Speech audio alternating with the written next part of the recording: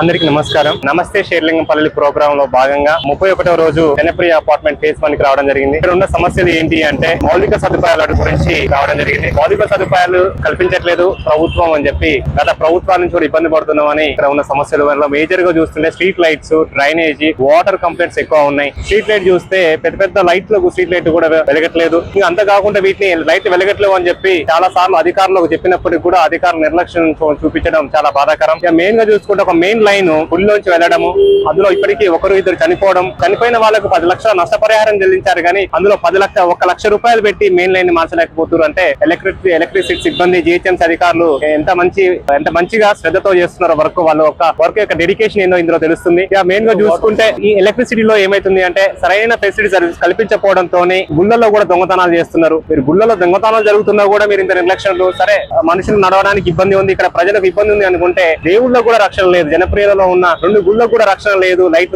Electricity సిబ్బంది సరిగ్గా లేకపోవడం వల్ల మీరు ఇప్పటికైనా నిద్ర లేచి వీటిని చేయాలి. అంతేకాకుండా డ్రైనేజ్ ఇష్యూ ఎలా ఉంది జనప్రియలో మొత్తం వెళ్తే మాత్రం మొత్తం కూడా ఎక్కడ తీసిన డ్రైనేజ్ అక్కడే వేయడము, ఆ తీసేసిన డస్ట్ మొత్తం రోడ్డు మీద వేసి జిహెచ్ఎంసీ వాళ్ళు తీసుకుపోతామని వాటర్ బోర్డు వాళ్ళు చెప్పడము. వాటర్ బోర్డు వాళ్ళు ఏంటి అంటే డ్రైనేజ్ ఎప్పుడో ఒకసారి కంప్లైంట్ ఇవ్వంగా వచ్చి చేయడము. మీకంటే ఒక సైక్లిక్ ఒక సిస్టమ్ అంటూ లేదా అని మేము జనసేన నుంచి అడుగుతున్నాను. ఎందుకంటే డ్రైనేజ్ ఇన్ని రోజులకు ఒకసారి తీయాలి, ఇన్ని తీసిన వెంటనే డంప్ చేయాలి, తీసేయాలని ఒక సైక్లిక్ సిస్టమ్ అంటూ ఏం లేదా మీకు ప్రాసెస్. మీరు నెలకు శాలరీస్ మాత్రం తీసుకున్నట్టు సిస్టమ్ ఉన్నట్టు 30 రోజులకు ఒకసారి శాలరీ ఇచ్చినట్టు ఇది కూడా 30 రోజులక 20 రోజులక నెల రోజులక 2 నెలలకు ఒకసారి డ్రైనేజ్ క్లీన్ చేయాలని మీకు సిస్టమ్ లేదా అనేసి నేను ఈ రోజు మిమ్మల్ని అడుగుతున్నాను. ఇక మెయిన్ గా చూసుకుంటే శానిటేషన్ ఇబ్బందుల వల్ల చాలా సార్లు మనం మలేరియా లాంటి అంటువ్యాధులు లాంటివి కూడా చాలా సందర్భాల్లో వచ్చినాయి. గవర్నమెంట్ మాత్రం లక్షల రూపాయలు పెట్టి ప్రచారం చేస్తుంది శానిటేషన్ మంచిగా ఉండాలి, నీట్ గా ఉండాలని. కానీ ఇక్కడ కింద ఉన్న స్థానికుల అధికారులు మాత్రము కూడా ఎవరు పట్టించుకోవట్లేదు.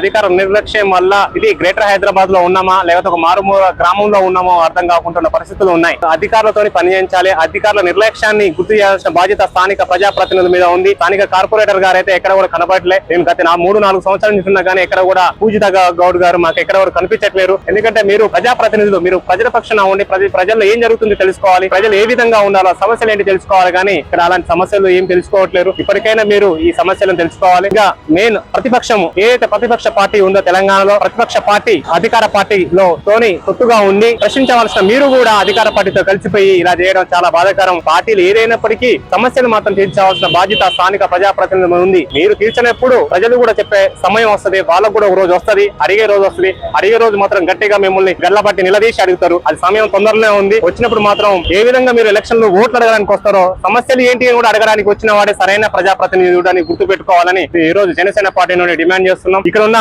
జనప్రియలో ఉన్న స్థానికులందరికీ కూడా నేను నా సైడ్ నుంచి చేసిందంటే షేర్లింగంపల్లిలో ఉన్న సమస్యలను ఏదైతే ఉన్నాయో అధికారుల దృష్టికి తీసుకెళ్లి వాటిని సాల్వ్ చేసే దిశగా మేము వెళ్తున్నాం. ఒక వారం రోజుల లోపుగా ఏదైతే మౌలిక సదుపాయాలు ఉన్నాయో కరెంట్, డ్రైనేజీ, వాటర్ సిస్టమ్ ని తీర్చడానికి ప్రయత్నిస్తాము. ఒకవేళ అధికారులు గనక వీటి మీద స్పందించబోతే డైరెక్ట్ మేము జిహెచ్ఎంసీ ఆఫీస్ ముట్టడి చేయడము, అవసరమైతే కార్పొరేటర్, ఎమ్మెల్యే గారి ఆఫీస్ ముట్టడి చేసైనా మీ యొక్క సమస్యలను జనసేన పార్టీ తీరుస్తుందని మా అధినేత పవన్ కళ్యాణ్ గారికి ఇచ్చిన ధైర్యము, వాళ్ళ యొక్క సహకారంతో ఈ సమస్యలను తీరుస్తామని జనసేన పార్టీతో తెలుపుతున్నాము. ఎవరికి భయపడేది లేదు. ప్రజాస్వామ్యంలో ఉన్నాం, ప్రజాక్షేత్రంలో ఉన్నాం. ఏదైనా ఉంటే ప్రజాక్షేత్రంగా ఎదుర్కోవాలి. కానీ మీ రౌడీజము, గూండాయిజాలు చూపిస్తామంటే మేము కూడా ఖాళీగా లేము.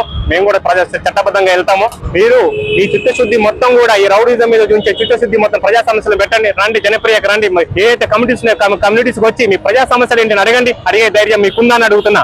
మీరు అడిగితే వచ్చి మేమే మిమ్మల్ని సన్మానం చేస్తాం. మీరు ప్రజా సమస్యలు తీర్చండి, నేను వచ్చి మీకు సన్మానం చేస్తాం. అందరూ మేము ఎందుకు వచ్చే అవకాశం ఉంటుంది. మీరు ప్రజాప్రతినిధులుగా మంచిగా సక్రమంగా పనిచేసినప్పుడు ప్రజలకు ఏం ఇబ్బందులు లేకపోతే అపోజిషన్స్ ఎందుకు వస్తాయి, వేరే పార్టీలు ఎందుకు వస్తాయి, ఎన్జిఓస్ ఎందుకు వస్తాయి అనేసి అడుగుతున్నాం.